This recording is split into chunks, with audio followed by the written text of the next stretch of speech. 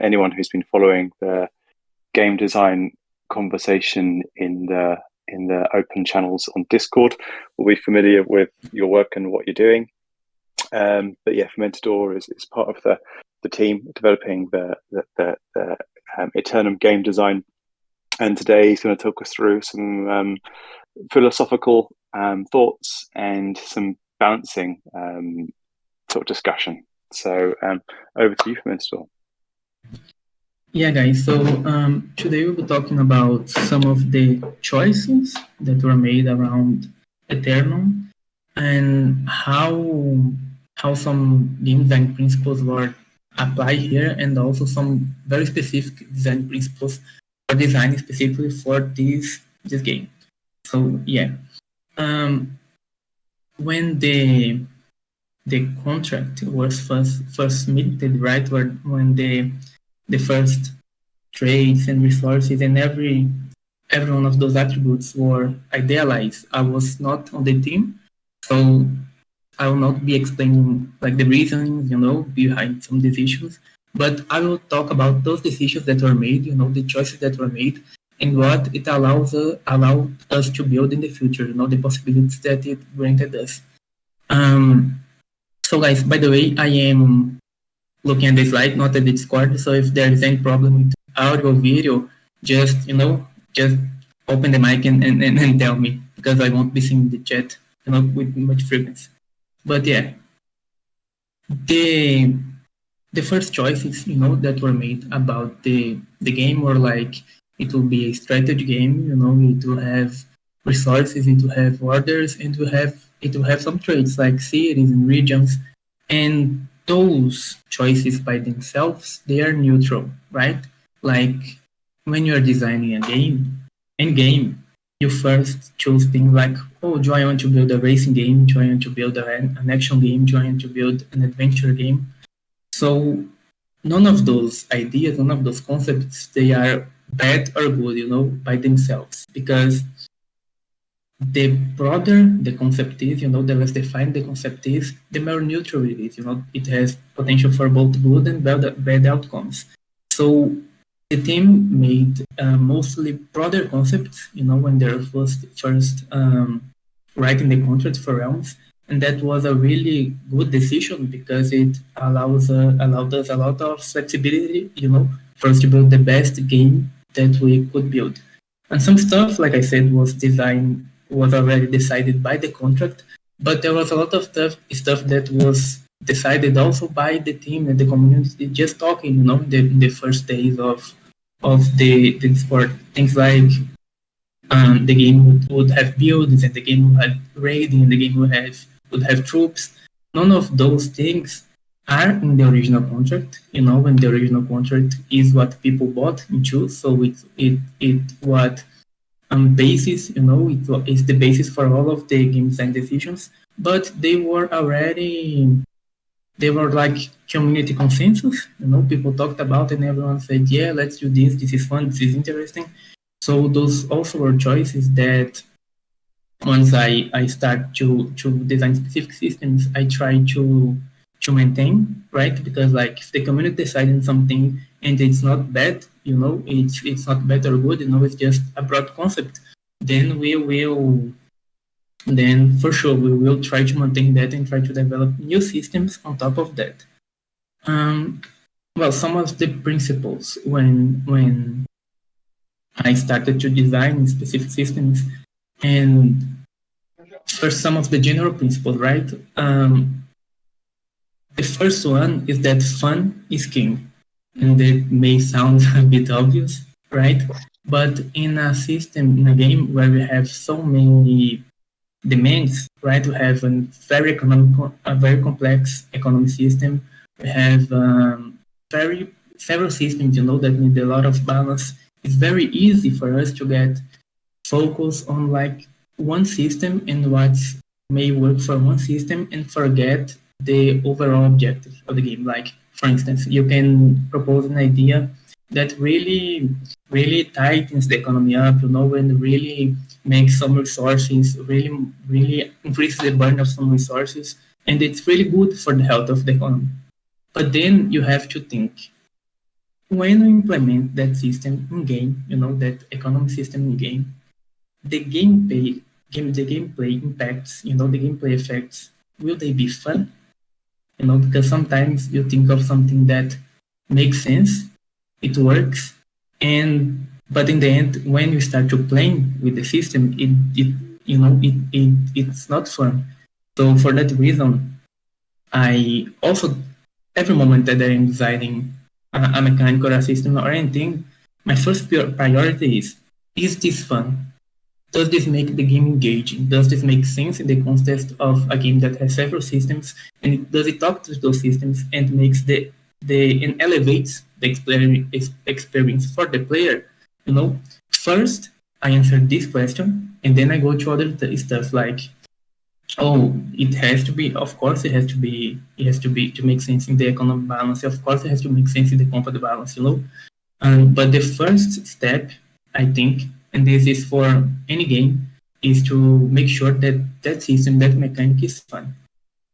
When you talk about fun skin, though, it's very easy to go to the other side of the coin, the other extreme, and think like, oh, so I have this like really cool concept, of people fighting on top of dragons, and you have your dragon and you fly everywhere with the dragon, and it's really cool, and it would be to really fun to have that in the game. So when you get stuck, you get kind of fixated on this concept of what would be cool, you sometimes forget to think about, right, it has to be fun, it's the first priority, but what about the rest? How does it make sense in the game? The same thing that's for the previous example, right? How does it impact the gameplay? It makes the system fun for every player. It improves the game experience for every player, or just for a few. So that's the other extreme, and something that has also to be always thought about. But on those two examples, the key point is, how do you know if something is fun, right? How do you know if a concept works in the execution? The broad concepts, they are neutral, right? But when you start to narrow them and you start to visualize them and to structure how they will work, the details of how they work, the formulas of how they work, how they will talk with the other systems, when you start to think about the execution, then you can see what works or does not work. It's not that concepts are useless, of course they are not. Like every execution starts from a concept, but what matters in the end is the execution. Like this example I have here, those are two games that are on Steam. I mean, I took those in screenshots last week, so they most probably still are on Steam, and you can check them. Like they both have the exact same tags. If you see the tag for the product, the right strategy for X, they are in different orders, but they are the exact same. So the overall concepts of those two games are the same. But what makes a huge difference, on how the players review it and how good the game is from the players for the players is the execution. So fun is always king, when design concepts, but you only know what's fun when you start to narrow those concepts and start to execute on those concepts. Right. Some more principles of the design. Game design is holistic. That means that all systems are interconnected, right?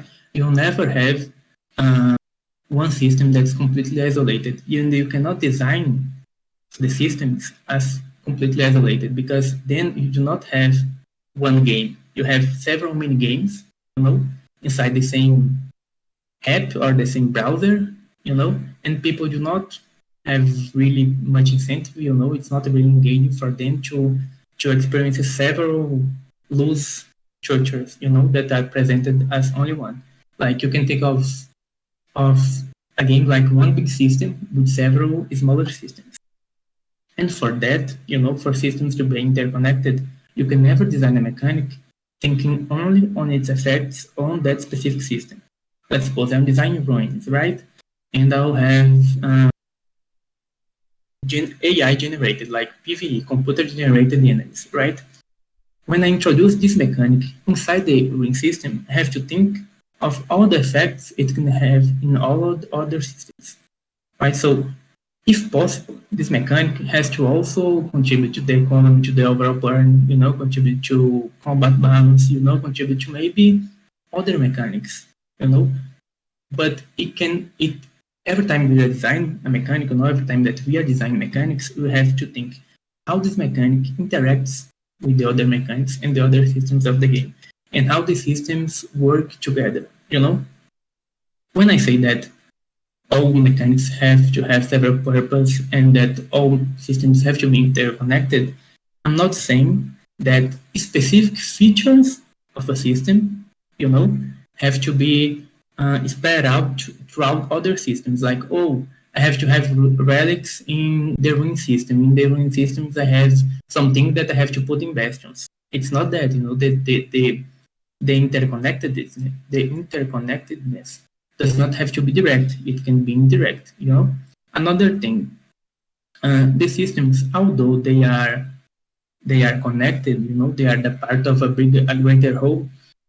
It's important to note also that for them to be systems, in the game, they have to be able to stand on their own. They have to bring something, good enough to the game. They have to provide a good enough game experience to justify their existence. What we cannot do, and sometimes there is the the impetus to do, is to cannibalize one system for the other. Because say, all right, all systems have to be interconnected, right? So I want to design, let's suppose, purple towers. I really like purple, and I want purple towers in the game, in the Atlas. But they don't do anything, so what will I do? Oh, I know. I will say you have to visit the purple towers to get a key. Only once you get the key, you can enter ruins. You can buy out of ruins, right? I am technically I am interconnecting systems, right?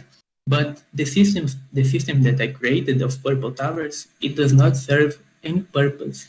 It's not a good system on their own. We cannot cannibalize systems. Cannibalize in that case the ruins to make another system works. Each system has to work in themselves. And only when there is a synergy between them, only when there is something that will benefit both of them, do we make such direct future requirements, for both of them. Another thing, scalable complexity. So, Eternum is a game that runs forever, 24/7, in a game that people go online, go offline, and there people do not have specific game sessions, play sessions. It's not like an FPS, you go play Counter-Strike, you open the game, you enter in a match, you finish the match, and you leave. You go play a MOBA like League of Legends. You open your game, you play a match, you finish the match, you leave. Eternal, it runs in a persistent world. It's on 24/7, so that means that every time people can play. And if every time people can play, that means that some people will have naturally more time than others to dedicate to the game, right? People have jobs, people have work, friends, and a lot of obligations, right? That some people have more obligations, some people have less. Some people also have different interests for the game, right? Some people like to play a lot, some people prefer to play and watch things and do other things also besides playing. So the point is, people have different time availability to play the game.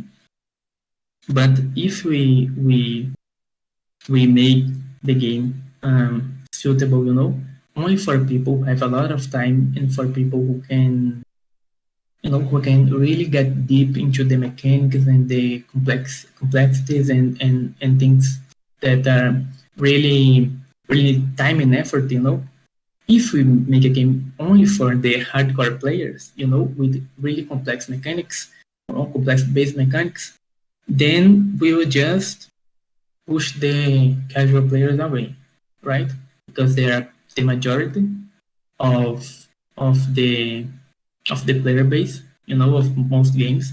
And if you and our game, it has an entry point that is an NFT, and it's limited, so people cannot join and leave as they want, and there is no impact, right? If someone does not want to play the game anymore because they do not have the time, because the game was designed in a way that was hostile for them, for their play style, then what they would do?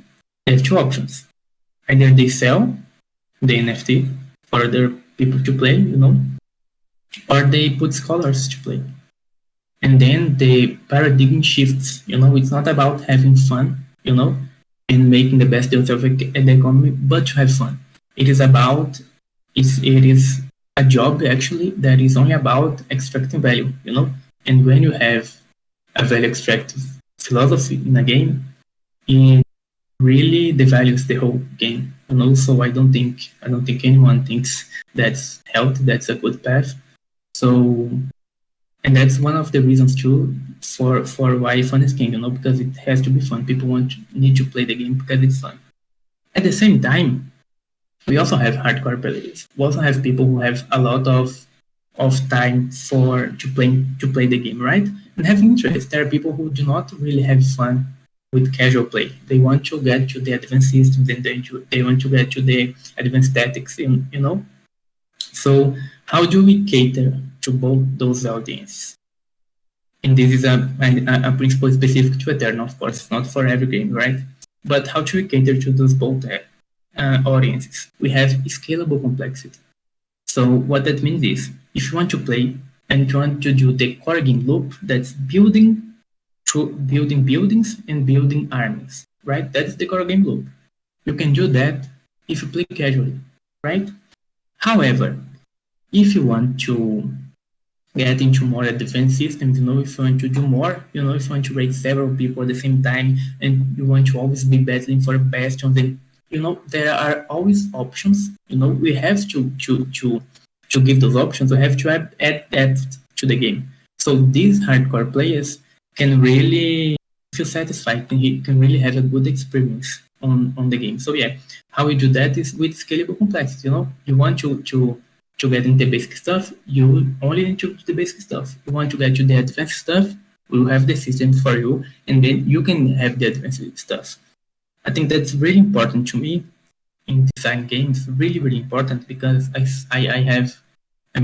was a gamer growing up, and it really bothered me when this happened to me, was when people took away my agency as a player, right?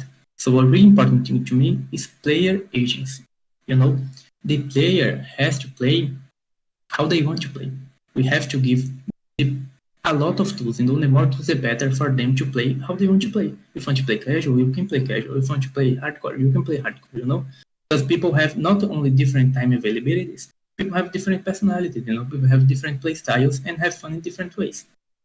Another principle that is specific to Eternum is that for me, I design everything that way, and that every realm, regardless of rarity, has to be able to play the game, right? Because this was a lot of work, guys. A lot of work to balance the economy on this.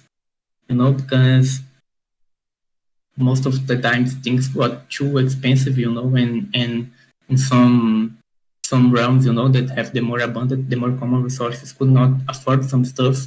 And it was really, really hard, but eventually, it works right now. Have a balance that allows that, because like some suggestions when I was designing this thing was like, oh, let's just leave the realms with the more the more common resources. They just produce food, and they do not engage so much in the core game loop and everything. And for me, this is not fun. I think if you enter the game and you are only restricted to do one little thing, or maybe not one little thing, but you restricted to like only a portion of everything else people have to do, it's really not fun for you. And if not fun, you just leave, or you leave, or you give to someone else, and you have the expression value problem all over again.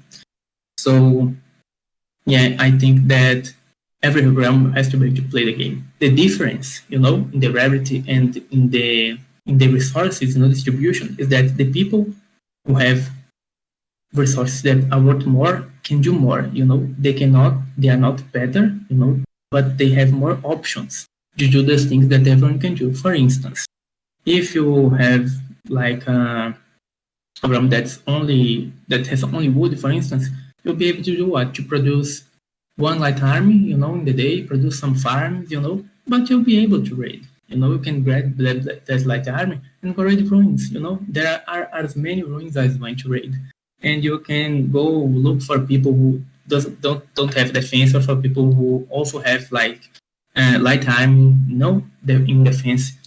So those people have options, but the person who has like a Dragonhide realm probably will be able to build like 7, straight off the bat, of course, because with time, with play, you can hoard resources, accumulate resources, and then build more. But right off the bat, right out of the bat, a Dragonhide owner will be able to probably build all the military buildings, build 7 armies, full armies with heavy battalions, and do the game. So they will be able to do more, of that thing. But the idea here is that people will be able to participate in every aspect of the game, not with the same intensity, but they will be able to. Right, we talked about the principles. Okay, every realm has to play the game, and that and that and that. But how do we actually design the systems, right? How do we actually go to the specifics? Well, there are 2 systems that I consider overarching systems, like linchpins of the game. That is economy and combat, right? And they are the overarching systems because they have an impact in every other system, right? Like a lot of systems, like bastions, like ruins, like a lot of them, they are basically different types of combat, right? And combat in itself has a really deep economic function, and an economic relation and an economic utility. So yeah, those are the 2 overarching systems, the economy and combat. So I'll be talking a little bit about them. I cannot explain them fully, right? Because I do not have the time. I mean, like only combat, I could spend like 4 hours here talking about combat, and it would still not be enough. But all the data, right? All the game design sheets and all the game design in the game design Figma, it's all it's all public, right? It's all pinned in the game design channel here in Discord. So if you want to, take a deep look and understand the formula and everything, you can do that. Well, economy. What structure did I thought of about for balancing economy? For me, what was quite simple. We have a total supply, right? We as game design, we control the total supply and total demand, because the total supply of resources is the amount of resources generated by each realm, and we can tweak that function as we want. And the total demand are the costs of things, and we can also tweak that how we want, right? We change costs all the time. So for me, simple. A balanced economy is a balance that has a total demand and a total supply that are more or less equal, But right, there is a formula for that, right? There is based on some predictions and some assumptions that we'll need to adjust, as we test things and as economic data comes in. But it's basically that. But that's just for total values, right? Like, all right, I need an X amount of wood, of demand for wood per day. How do I divide that between costs? Well, those are the costs of buildings, battalions, and they are divided according to utility value. Like for the total demand, how much percent, should this be based on? Yeah, because projected utility value is a bit complicated to explain, but it's based on several systems, like how effective troops are, the weight, of troops in gameplay, and the weight of food in gameplay, and the weight of several things. So each building has a specific function, each building has a specific relation to other systems of the game, and the value for that building is balanced based on that. You can see the specific values on the game design sheet as always. But right, we have right like different resources for different realms. But there is a concept that existed even before I came in. It was already something that the team and community had developed. That it was the concept of food, right? Because food is something that every realm can produce, more or less in the same quantity. All right, like there are some differentiation based on traits, but it's not that much. So basically, every realm has the ability to produce food, and food is necessary for the realm, and for the buildings, but mostly for armies. And but food has some restrictions, has some constraints, right? Food, for instance, takes up space in a realm. So if you are like a military realm, if you want to have all the 4 military buildings and you want to have a lot of army, you probably won't have the space, in your realm, the squares to build enough armies to feed your army, So you have to buy from somewhere else, from someone else, from the MMA and AMM. I'm sorry, but that is that's a great equalizer because it's all about choice, right? You can choose to build a lot of army and be focused on army and go like, all right, I need to buy food, but at the same time I need to raid enough to compensate the cost of the food I'm buying, right? Or you can say, no, it's too much risk for me. I'll just make food here and sell to other people, right? And there are incentives to raid, not only for resources, but things like achievements and more systems will come where raid will be incentive. So the more raid is the incentive, and the more people want to raid and people want to build armies, the more food they will need to build. So it increases demand for all things, and it really makes the play style, the customization path and the player agents, something that I mentioned earlier, the choices for the player, you can pick a play style and play. So I think food is a great equalizer in that sense. All right, I talked about demand and total supply, and that's how the economy is balanced. But exactly what is the total demand, right? What are the costs? Because with time we will still put more costs in the game, right? There will be more stuff that costs things.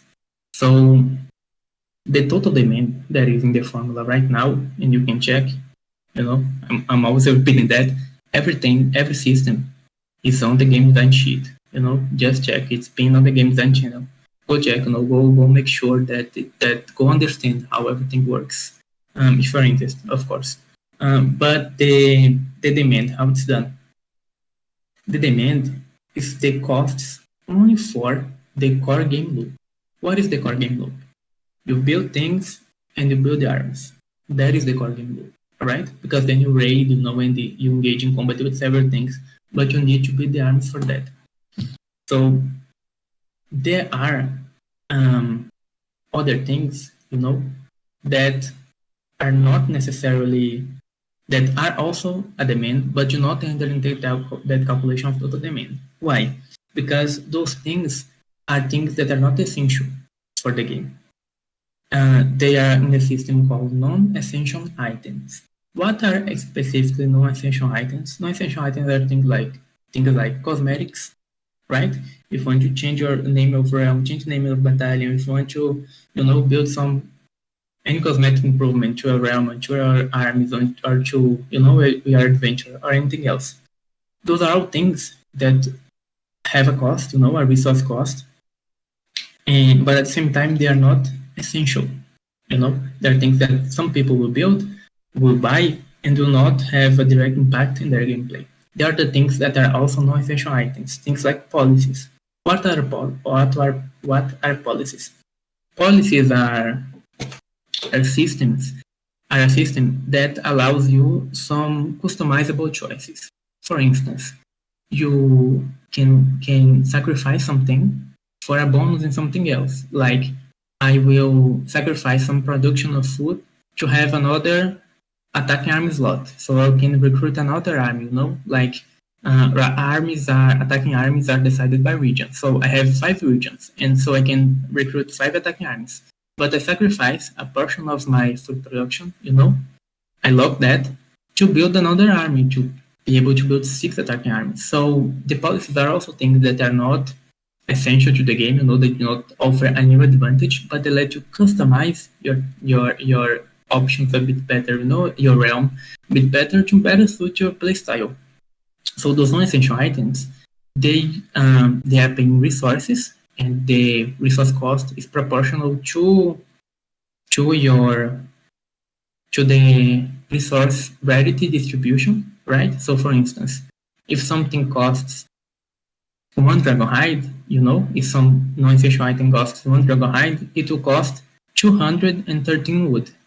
Because for each dragon-hide realm that there are 213 wood realms, right? That's how rarity is distributed. And there is anything between dragon-hide and wood, we have stone, coal, and mithril, and everything else. So we introduce this extra demand, that does not messes with the total demand to the supply balance, because they are non-essential improvements. And then you can have the resource value, go there is a pressure, for the resource value go up with time, because you have some things that are not being some things that are being there is a resource sink, there is burn, that's not being fully produced, there is not a counterpointing supply, there is only that's the word, only the demand. The most important thing, economy is has a data-driven approach, all right? For we to balance economy, like I said, the total supply and total demand formula, it's based on assumptions. I do not know how many armies we produce by day. I do not know how many buildings will be built by day. I do not know player behavior. I cannot predict. And I have ship games before, from alpha to beta to release, and if we try to predict everything, and if there is one thing that players will always do, is that they will surprise you, right? They will have unexpected behaviors, even if you try to predict, those behaviors as best as you can. So with economy, it's not even predictable, right? We do not know the economic incentives and the economic situation of a game, an eternal game with 8,000 realms playing. So yeah, we will already have how do I say it? We have an app for that. I don't know if app's the word, but we have a technical piece of we have a technology that is already pulling those values, for us. So we'll keep testing, we'll keep, that's why there is an alpha and there is a beta, and, it's first to test those things, to get this model right, because what is important right now is the model. We have a model, we have total supply, total demand. The specific values of that model will adjust with data, right? It is important to have those long testing periods, I know that some people sometimes get a little bit, I don't know if impatient is the right word, but maybe people want to release faster. But like the alpha in Arbitrum was 1 month or 2 months after the mint. Like the team is incredibly competent, I'm not talking about me, I'm talking about the guys that code the game. The team is incredibly competent and is incredibly fast, But there are some things that it's better if you take out our time, because the game that's most famous for its economy is a game called EVE Online, right? It does not have tokens, it's a virtual economy that's kind of closed, right? It does not have tokens like ours that can be exchangeable for, any tokens in the crypto market. But we have this game called EVE Online, and this game, sometimes the game has 20 years already, like it's trend tested and has an insane, internal economy. But it's not unusual for this game to have periods of like insane inflation, for its coin to be devalued like thousands and thousands %. because there is one game design change, that changed some incentives, and then everything goes out of whack. And they have an economics team, a professional economics team dedicated only to the game economy that's headed by a PhD, So, like, having time, to get all the things right, all complex things right, I think it's a better way of facing those things, of looking at those things, because what we're building something completely new, So I think that we should try it, in alpha and beta, and that's why we have those stages. The second big system, right? Combat. The second big overarching system. So, I have mentioned before, right? We are in a forever continuing world. We do not have specific game sessions. We do not. What we have here for combat is asynchronous combat. That means players have PvP interactions while one is online and the other is offline. So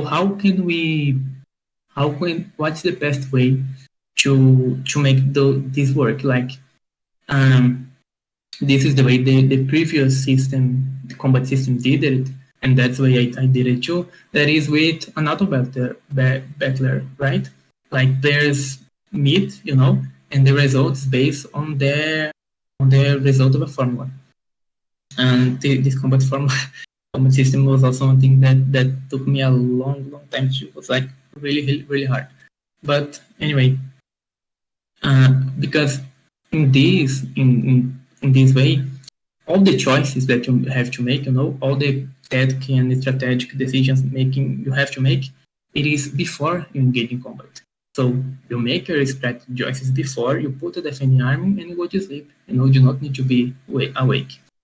But how exactly does this combat system work?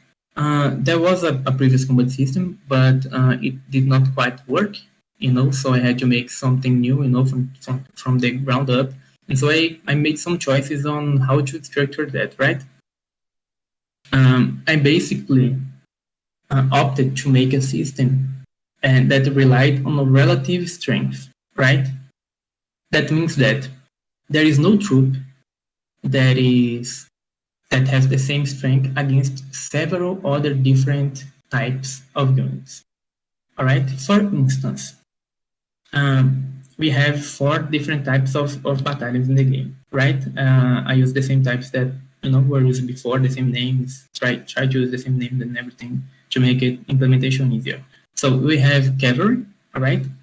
Cavalry is strongest against archers, for instance.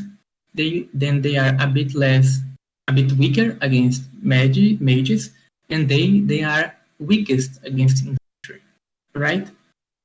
So in every troop has a combination like that. So you cannot say like, all right, I have a strong troop here. You do not have a strong troop. You have a strong troop against other type of troops. So it's a relative strength, right? The strength of the composition will be based on their enemies. So it creates a really dynamic combat system, where every time you have to look at your enemy before you engage, because it's not about the troops you make, it's about the troops you make and the troops your enemy make. So there is always, this calculation and this strategic planning around that. But there is a really important economic factor here in the combat system too. So battalions, they are vulnerable to other specific unit types, right? So if you have a balanced composition, right, the more balanced your composition is, the less vulnerabilities this composition will have, right? The less weakness it will have. So you can say, all right, I will just build a balanced composition and will be the most resilient, not the strongest, but the most resilient, right?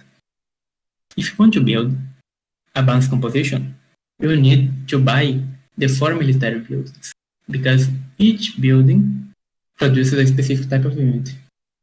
So yes, the more balanced composition is, the more resilient, but it's also very, very very expensive here. It's a lot more expensive to buy those two than to buy others, to buy all the four, than to buy others. And another important point is that the reason for the total army number be 30 battalions is that it always generates a tiny imbalance, right? Because you cannot have, because 30 divided by 4 is 7.5, right? You cannot have half of a battalion. You either have a full battalion or do not. So there is no way to divide the evenly, there will be some imbalances. And the opposing army, they can always look at those imbalances and they exploit these imbalances. It's something that will make you lose or lose or win a battle, but it's something that will make your chance of winning higher or lower. And when you think about a game where the purpose is to have dozens of is for any single realm to have dozens of instances of combat every day. The average dozens. There are wallets, with several realms that will have hundreds or even thousands of instances of combat. But if the average realm has dozens of instances of combat, we start to see that not only winning matters, but also how efficiently you win. So if you can beat another army with only, two battalion types, you only have to build 2 military buildings. It's a lot cheaper, and it gives you a higher chance of beating someone. You have to make these choices. So it's not only you look at your enemies and look at the composition to figure out how to win. You also look at this composition to figure out how is the most efficient way that gives me a higher chance to win, right?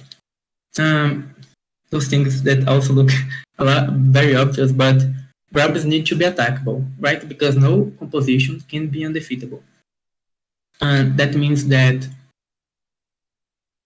there is no way to have 100% chance of defense. All right, that's not something that I think it's interesting. It's not interesting. That's not something that I think it brings out good gameplay, because it will always have some component, in a game where troops and battalions all cost resources. It will always have some component of pay to win. Like for instance, we could do this with policies, right?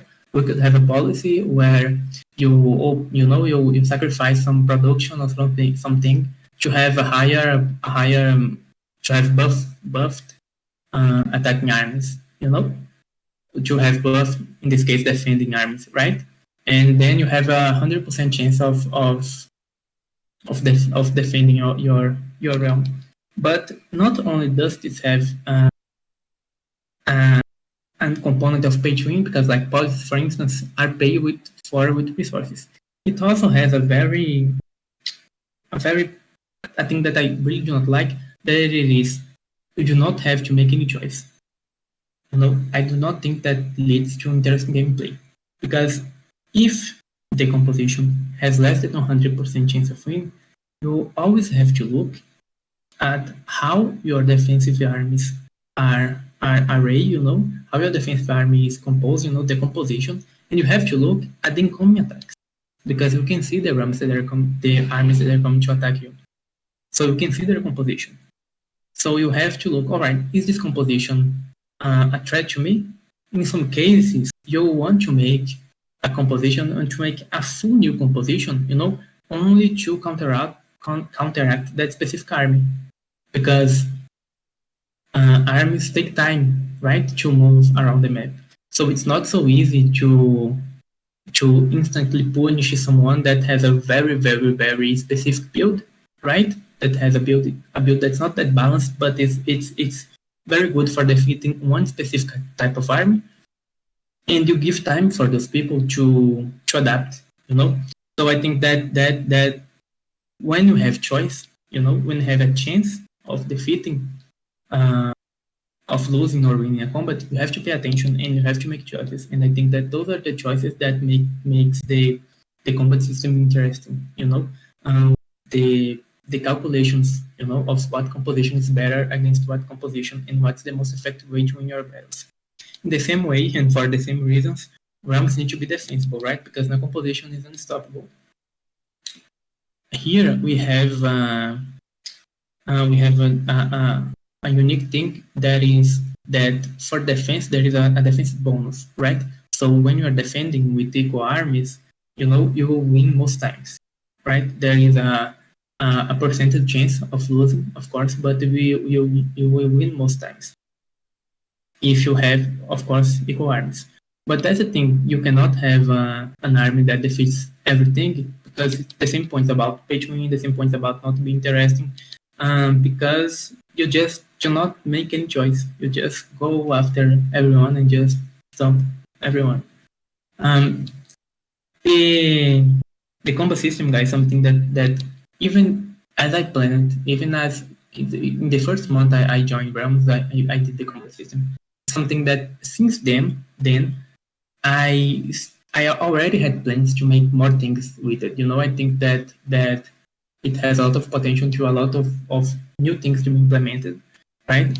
But it's a matter of priorities. It's a matter of a lot of other systems need to go out into the game. And every day new people come with new ideas and say this, we need to do this, we need to do this. So, like there's a lot to to make, and a lot of systems will come to the game yet. Like from here to release, like travel to beta, a lot of systems will come to the game. Nothing that will change, radically the experience, but a lot of things that will add a lot of depth, a lot of choices, a lot of possibilities, and that's the fun of the game, you know. And not only from me, from people on the core team, right? But also from new people know, but from other contributors, that are like doing models and doing other improvements to the game. Because the whole point of Eternum is not the thing that defines realms. Eternum is not the most important thing about realms. Eternum is the first building block. Eternum is a start, for a whole ecosystem that will come. I don't think that anyone that is currently in the core team, wants to keep producing all the games. I think that the dream, the vision for everyone is that other people will come up with other games. Right now, we have contributors making new models that work like extensions for Eternal, right? But with time, as this space matures, and we mature as an organization, as a DAO, as a community, I think that people will start to make new games, that do not have anything to do with Eternal, right? Like, the only thing you need to be is in the Realmverse. You need to have some connection to this universe. And it does not need to be one unifying singular factor. For instance, it does not need to be, everything uses Realms NFTs, for instance. It's not like maybe something uses Realms NFTs, but maybe something else uses swords, or something else uses resources from Eternal, So I think that the plan, the idea is for a lot of those games, different games, puzzle games, action games, adventure games, for people to build this, And once you have an idea, and once you have a structured project, and once you have a proposal, if you come forth and put that to the DAO will support you. Because the DAO is not about Eternal. The DAO is about building the universe for realms, building this ecosystem.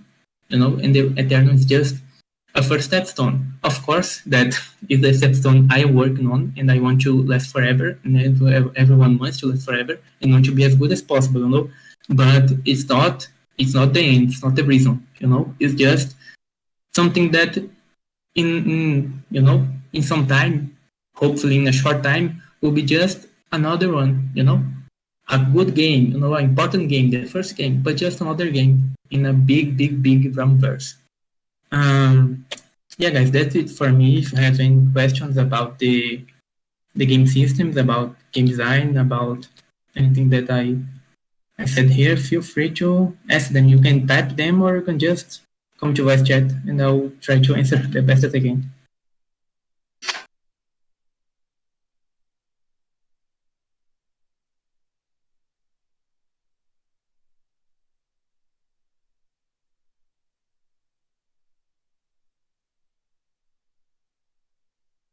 Hey, thank you, Mentor.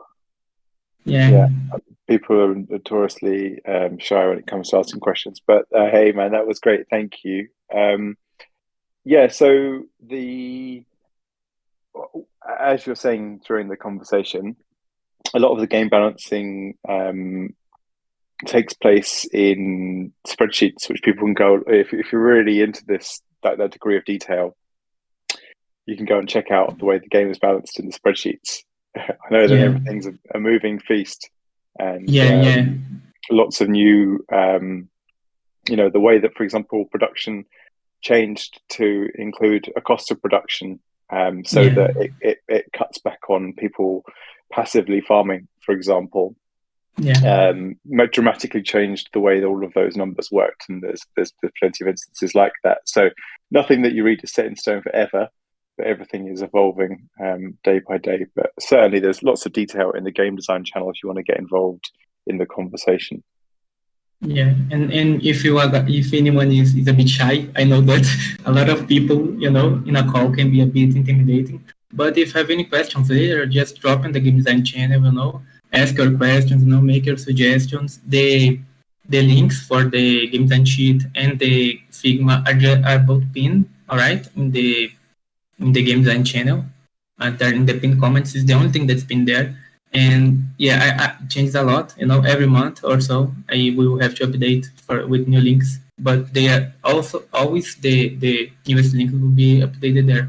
But thanks a lot, guys. I mean, I talked a bit longer than what I was planning to. Like I thought I was talk about for like half an hour. It's like 1 hour, and you guys are still here. Giving me your time. So we appreciate that. Thank you. Thank you, Mentor. And if anyone here is yet to go along and test the alpha, feel free to get involved. The channel you want to head down to is Join Alpha, and then you can get the role. And then from there, you go into Start Here, and then you can get into playing the pre-alpha as it is, and it's in playable shape, and you can come along, you can mint a realm, you can develop the buildings, you can build some armies, and you can go and start conquesting. So yeah, that's the next step. But yeah, thank you for Mentor. Appreciate it. Yeah, a last announcement I was forgetting, but I will start a series on some game design posts. Talk about game design of first why, design some things, why make some choices, why the blockchain, why realms, why a lot of things. And then I'll start to talk a little bit more about specific systems. So if you guys are here in the game design talk, so if you're interested in that, the first article will be dropping on Medium tomorrow. All right, it's a series that I will write the first articles, and then Lof will write the later articles, more about the tech and everything. But yeah, the article will be dropping tomorrow, and so you guys can check that out. And yeah, again, thank you. I believe secret to wrap it up things. Yeah, well, that's it. That's all, folks. Thank you very much. Take care of yourselves. See you later.